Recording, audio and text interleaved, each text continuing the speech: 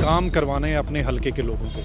अमन, हम पत्रकारिता में मसले उठा रहे थे, मुद्दे उठा रहे थे, है ना। पॉलिटिक्स में आने का मकसद यही है कि काम करवाने हैं अपने हलके के लोगों के। पॉलिटिक्स में आकर भी मसले भी उठाने हैं, और खासकर रानी हाल का जो मेरा है वो बहुत पिछड़ चुका है। कांग्रेस पार्टी को आपने चुना, कांग्रेस में आपने हुड्डा साहब के साथ ज्वाइनिंग, शैलजा भी कहीं ना कहीं अपना देखेगी कैंडिडेट को टिकट दिलवाने की, लेकिन आप किस प्रकार लड़ाई देखेंगे आपकी? मिलके चलेंगे तो बहुत अच्छा होगा, क्योंकि लोग जिताना चाहते हैं कांग्रेस को, आपको पता ही है। अगर सारे कांग्रेसी मिलके लड़ेंगे ना तो लोग तो मन बना चुके हैं अमन कि ये जो मौजूदा सत्ताधारी पार्टी है इसको चलता करना है। क्या कुछ दूर करेंगे आप खामियां, क्या कुछ मुद्दे लेकर चलेंगे विधानसभा? अमन, मेरे हलके का, रानी हलके का सबसे बड़ा मुद्दा है नशे का। किस प्रकार देखते हैं? मंत्री रह चुके हैं रणजीत चौटाला, बड़े बड़े नेता हैं वहाँ पर, तो आप कहाँ पर लड़ाई देखते हैं? जब जनता आपका साथ दे तो बड़े बड़े लोग जो है ना, उन्हें जितना मर्जी पैसा है उनके पास, वो पीछे रह जाते हैं। नमस्कार, मैं अमनदीप पिलानिया और आप देख रहे हैं पंजाब केसरी टीवी।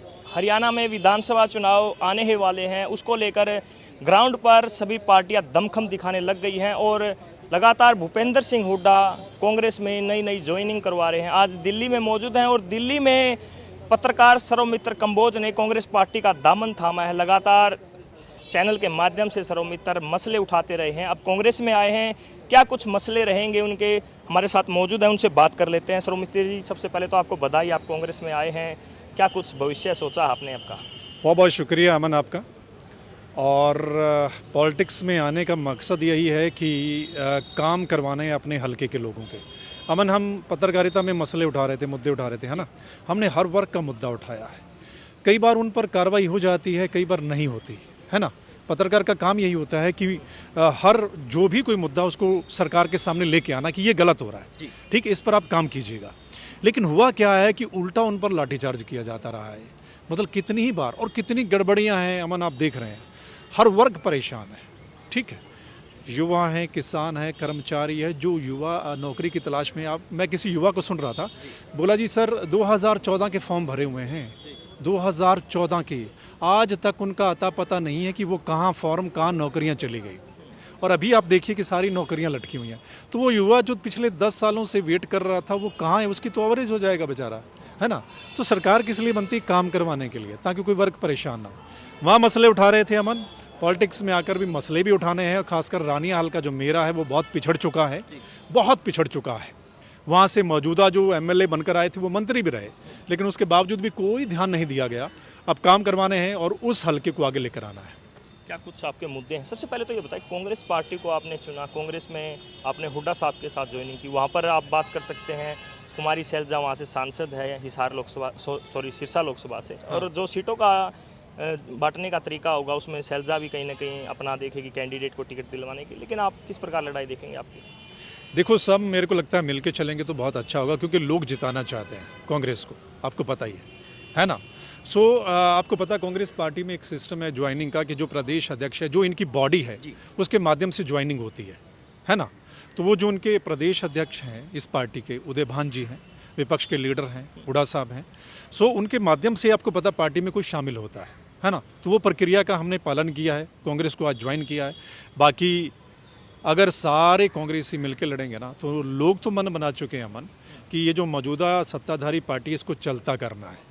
देखना होगा, अभी कुछ ही समय बाकी है और वो आप रिजल्ट भी देखेंगे। आपने स्टेट लेवल के मुद्दे बताए हैं, तो मुख्य मुद्दे विधानसभा के भी होंगे, जो कमियां हैं, खामियां हैं, क्या कुछ दूर करेंगे आप खामियां, क्या कुछ मुद्दे लेकर चलेंगे विधानसभा? अमन, मेरे हलके का, रानी हलके का सबसे बड़ा मुद्दा है नशे का, जिसको चिट्टा वहाँ पर कहते हैं, जिसको केमिकल नशा कहते हैं। आप मेरे हलके में जाकर देखिए युवाओं की हालत क्या है। मैं रिपोर्ट करके आया था, बहुत बुरा हाल है। और नशे के बारे में वहाँ बड़ी चर्चा रहती है कि कौन लोग हैं, और कोई कार्रवाई उन पर नहीं होती, ठीक है।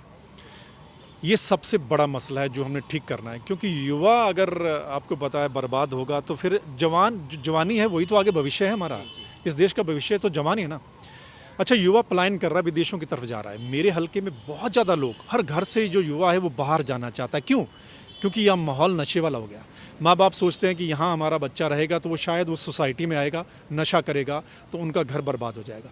इसलिए वो 20-20, 25-25 लाख रुपए लगाकर बाहर भेज रहे हैं विदेशों में। और विदेशों में भी आपको पता है काम इतना आसान नहीं है। बहुत मुश्किल है वो वहाँ पर भी। अगर उन युवाओं को यही मौका मिलेगा, नशा नहीं होगा तो लोग काम धंधा करेंगे, उनको नौकरी मिलेगी। तो मेरा हल्का बहुत एडवांस है, वहाँ की ज़मीनें बहुत बढ़िया उपजाऊ हैं, लेकिन सरकार ने बिल्कुल भी अनदेखा कर दिया उस हल्के को अमन। सो उस हल्के को देखना है, नशे को ख़त्म करना है, युवा की तरफ देखना है। और बेल्ट धान की है, बहुत उपजाऊ ज़मीन है, वहाँ कुछ ऐसा आना चाहिए ताकि वहाँ किसानों को भी फ़ायदा हो और वहाँ की इंडस्ट्री को, वहाँ के व्यापारियों को भी फ़ायदा हो। आपने मुद्दे बताए हैं ग्राउंड के नशे को लेकर और जो व्यापारियों से रिलेटेड बातें करें। कोई भी पार्टी होती है, चुनाव लड़ने के समय पैसे की ज़रूरत होती है, बैकग्राउंड मजबूत होना चाहिए। एक पत्रकार का जो बैकग्राउंड होता है एक आम परिवार से देखा जाता है। आप किस प्रकार देखते हैं? मंत्री रह चुके हैं रणजीत चौटाला, बड़े बड़े नेता हैं वहाँ पर, तो आप कहाँ पर लड़ाई देखते हैं? अमन, जब लोग आपके साथ हो ना, जब जनता आपका साथ दे, तो बड़े बड़े लोग जो है ना, उन जितना मर्जी पैसा है उनके पास, वो पीछे रह जाते हैं। और ये आपने देखा होगा पिछले कुछ चुनावों में, है ना। इस लोकसभा के चुनावों में भी आपने देखा होगा ना कि जनता चुनाव लड़ रही थी भाई, बहुत बढ़िया तरीके से। उन्होंने सत्ता पार्टी को चलता करना था और मुझे बड़ी उम्मीद है रानिया से इतना अच्छा रिस्पॉन्स मिल रहा है। रानिया के लोग वेट कर रहे हैं कि कोई आएगा उनके लिए, उनकी आवाज़ हक उठाएगा और इस हल्के की तस्वीर बदलेगा। सच में लोग इंतज़ार करो, उनसे दुखी हो गए। आपने कुछ सर्वे किया पार्टी ज्वाइन करने से पहले, या आपने अपने अच्छे मित्रों से बात की है? हाँ, मैंने सभी से, बहुत सारे लोग हैं वहाँ पर जिनकी मेरे साथ बातचीत होती रहती है। वो कहते हैं कि हम बहुत दुखी हैं कि हमें प्लीज़ इससे निकालिए, ठीक है। तो उनको पता जब चला है, मैंने कुछ दिन पहले ही वहाँ पर ये अनाउंस किया था, तो वो लोग बहुत खुश हैं, वेलकम करने की सोच रहे हैं। सो बहुत अच्छा माहौल है वहाँ। बदलाव तो निश्चित है अमन, और बदलाव आएगा। ये हमारे साथ सर्वमित्र कंबोज मौजूद थे। आज कांग्रेस नेता बन चुके हैं, पत्रकारिता में अच्छा खासा नाम कमा चुके हैं। अब अपनी किस्मत राजनीति में आजमाना चाहते हैं। रानिया विधानसभा से चुनाव लड़ने की इनकी इच्छा है। लगातार अब चर्चाएं गर्म है कि रानिया से क्या कुछ होने वाला है। सीट गर्म हो चुकी है क्योंकि रणजीत सिंह चौटाला वहाँ पर भाजपा से टिकट लेकर आएंगे और कांग्रेस की तरफ से अब इन्होंने भी ताल ठोक दी। अब ताल ठोकने के बाद पता चलेगा क्या कुछ विधानसभा में रहने वाला है, क्योंकि विधानसभा चुनाव मात्र 2 महीने का समय रह चुका है और 2 महीने में क्या कुछ उठापटल हरियाणा में रहती है वो भी देखने वाली बात है। दिल्ली से पंजाब केसरी के लिए मैं मनदीप पिलानिया। हमसे जुड़े रहने के लिए हमारे YouTube चैनल को सब्सक्राइब करें और नई वीडियो की नोटिफिकेशन के लिए बेल आइकॉन को दबाएं।